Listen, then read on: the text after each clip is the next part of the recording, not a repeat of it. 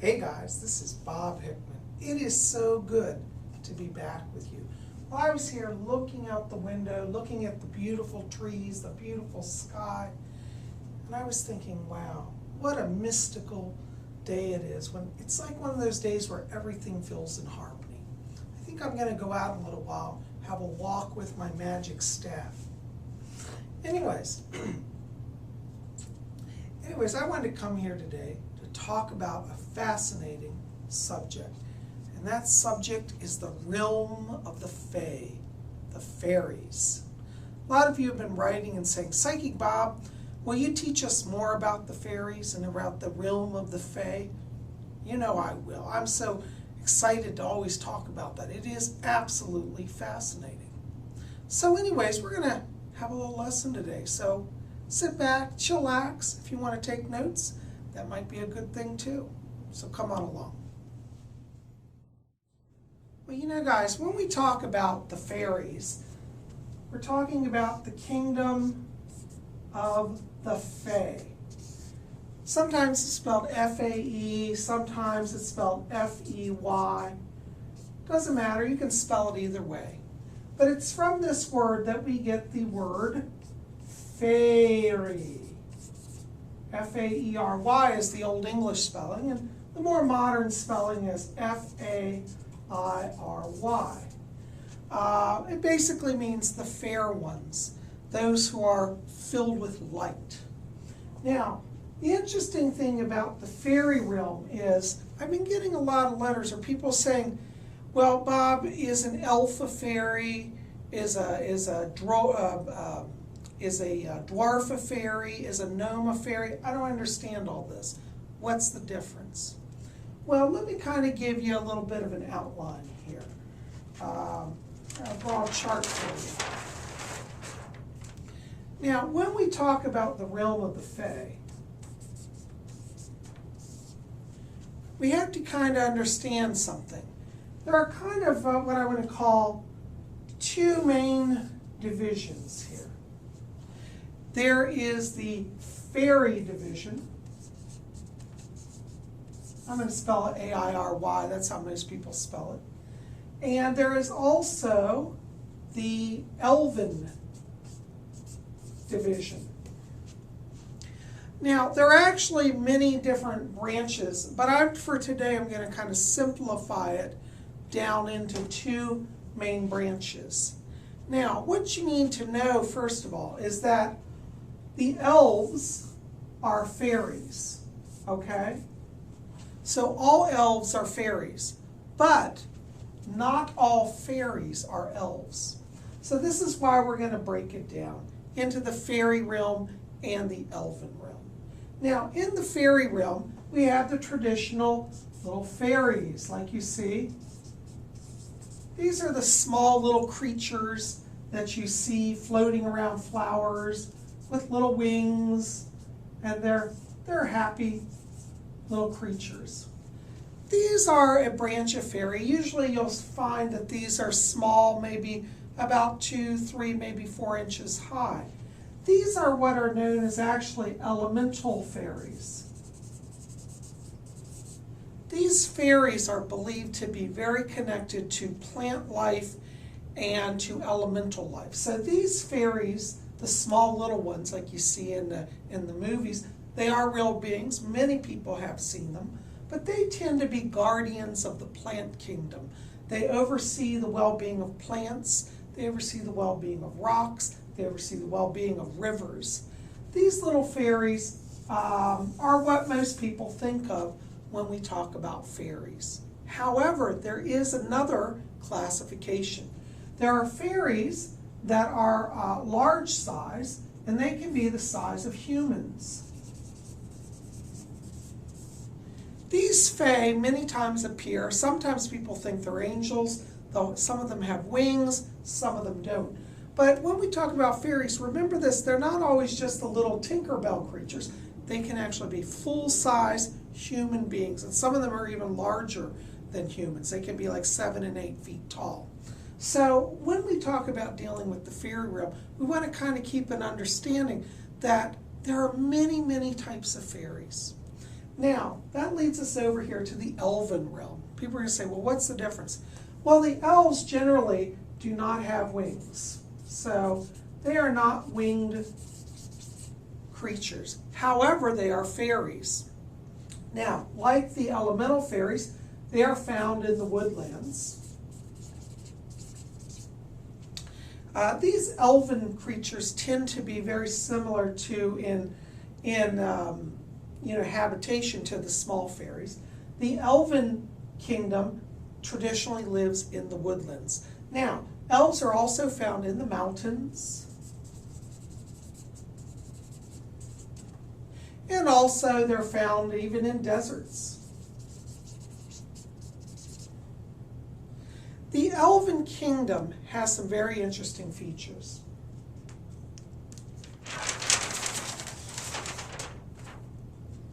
One of the things that you're going to know about the elves that you should know is that they appear to be human. Now, elves, literally, many of them are the same size as humans. Everybody thinks that they're, tiny little creatures. Actually, many elves are very much in proximity to human size. They tend to be a little bit slighter in build. So they're a little thinner, a little wispier, but they look like human. An elf can walk around in human society and they will blend in. Now, there is discussion about elven ears, and this does seem to be true. The elves tend to have ears that are shaped, this is a human ear, I'm not a great artist, but they're pointed. So if you had the elf's head here, they tend to have pointed ears. Many people who have seen them said it is true that that is not just a mythological feature, that they do have pointed ears. Now, elves tend to have hair. Sometimes they'll wear it in fanciful ways. But you'll always know an elf because of the pointed ears. Now, what's interesting is, the elven kingdom also branches off into various other kingdoms.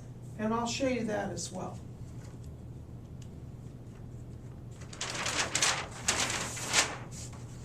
Now, closely associated with the elven kingdom, I'm going to break it into 3 different branches.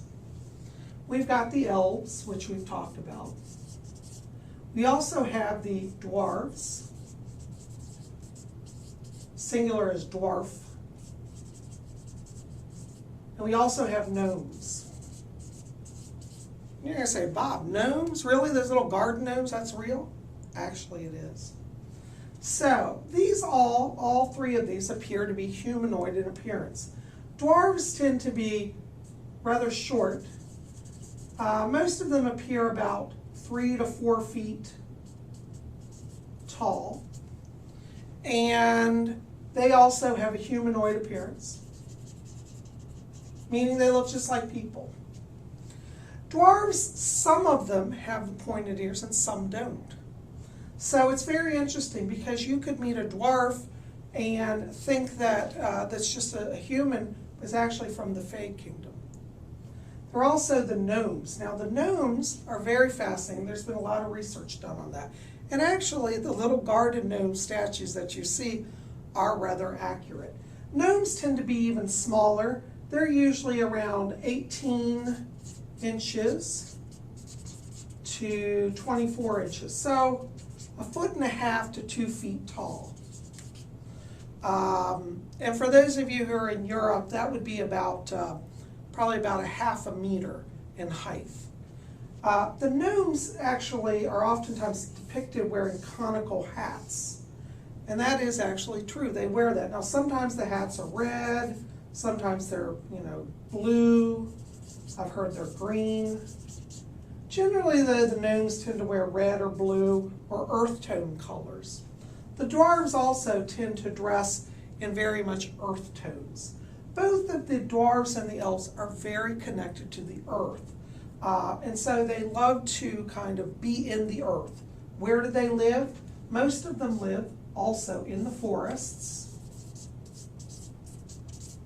But the dwarves particularly are known to live underground.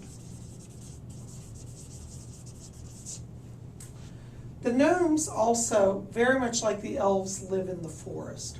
So as you can see, we've got a lot of similarities, but each of these are very distinct races.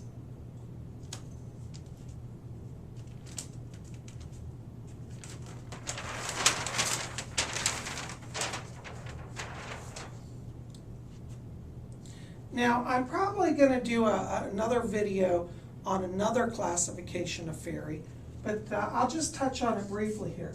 These are the Fae of the sea. You're going to say, what? There are Fae in the sea? Actually, there are. Have you heard of a mermaid? Or the male form is called a merman.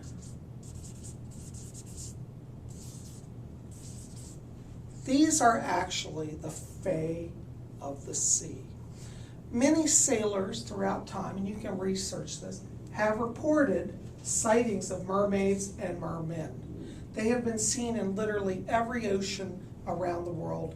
You know, they tend to be seen throughout Europe as well as through the oceans near North America as well.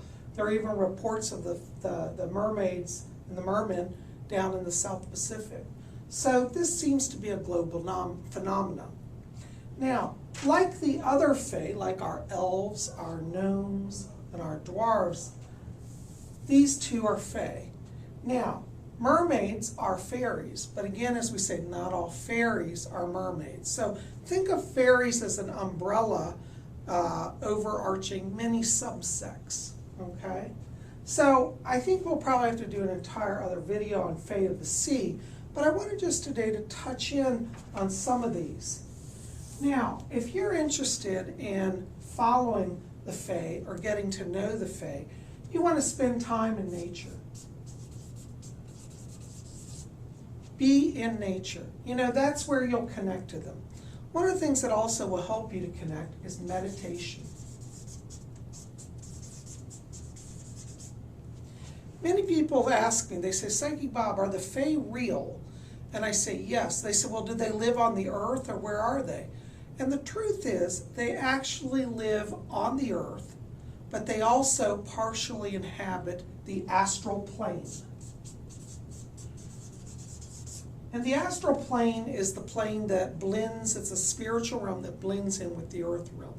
So the Fae tend to move between the astral realm and the natural earth realm. If you meditate, you open yourself to greater perceptions, and you can start to see the astral. And if you do that while you're in nature, you will then find that you may have an experience of the Fae.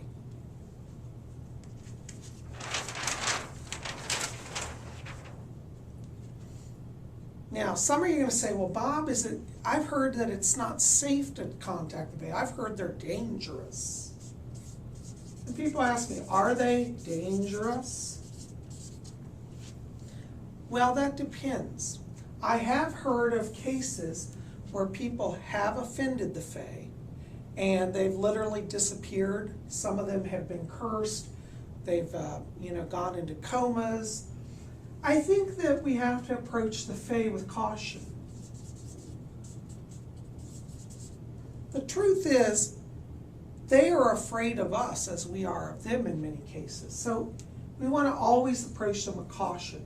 Just because a Fae appears to you doesn't necessarily mean it's happy, go lucky, and goodness itself. Because there are what are known as the dark elves. This is a branch of the Fae that is known to be very hostile to humans. And I have read stories of humans who have encountered them literally walking through the woods. And they've been shot with poison darts. Some have died. You see, so there are Fae that are not necessarily goodness and light. So we want to be cautious in our dealings with the Fae. But as I like to say, if you practice a wholesome, balanced spirituality, you will draw to yourself that which is in harmony with your nature. And as I have said in other videos, like attracts like. So if you're of a high vibrational mind, you're going to draw to yourself Fae that are similar. So this is why it pays to stop, meditate, and invite to yourself that which is in harmony with your spirit. So we don't have to necessarily worry about the dark elves, but we should be aware that they exist. I like to say that the Fae realm, as well as the spirit realm, is also very much like the earth realm. On earth we have good people and we have bad people. The spirit realm, we know there are good spirits and bad spirits. And also in the Fae realm we have the good and the bad as well. So we want to try to understand that this duality of good and evil extends across all spiritual realms. Now, if you're somebody who is looking to kind of connect more with the Fae, as I told you, you want to spend time in nature, okay? You also might want to set up a special altar to the Fae. I did some videos on elfin magic and Fae magic and altars, which I'll put links below. But you want to set up an altar. Now, if you can set up an altar in nature, like you have a special tree that you can build a shrine at, that would even be better. But you don't have to do that. You can do it in your home. Do you know there are even a class of house fairies? You're going to say, what? Yes, there are house fairies.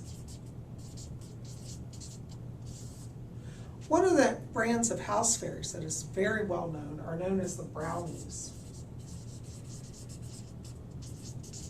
And the brownies are literally little Fae. They're usually about 2 feet tall. And they wear, no surprise, brown. Many times they kind of resemble the gnomes because they're seen to have pointed brown caps. Not all of them, but many of them have that. So that's a sign. So you could set up a little altar in your house. Now you're going to say, well, what do we offer the Fae? How do we draw them to us? Well, traditionally there is a ritual known as an elf blot. Elf blot. Elf blot is basically an offering. And what it consists of is actually milk and bread. Very simple. So what you can do is at your altar, you set up a little plate and you put bread on it. And then you could put a little bowl of milk. This would be a wonderful offering for the Fae. Now, traditionally, in the old days, especially in the British Isles, those of you who live in England and Scotland and Ireland may know this, there were mounds where people would go and offer this. These were rounded areas, and they would go and offer bread and milk outside.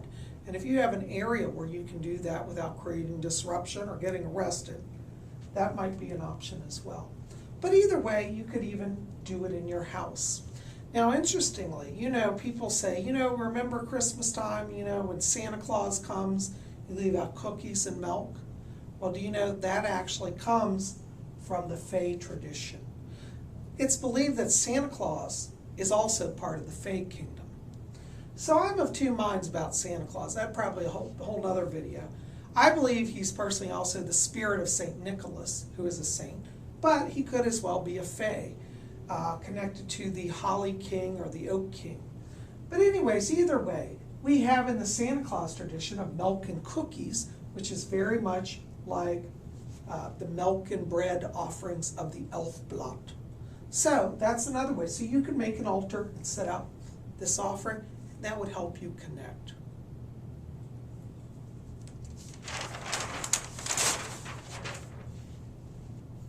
Now, for those of you who are working with the Fae, just give you some signs to watch for. A lot of times the Fae love shiny objects.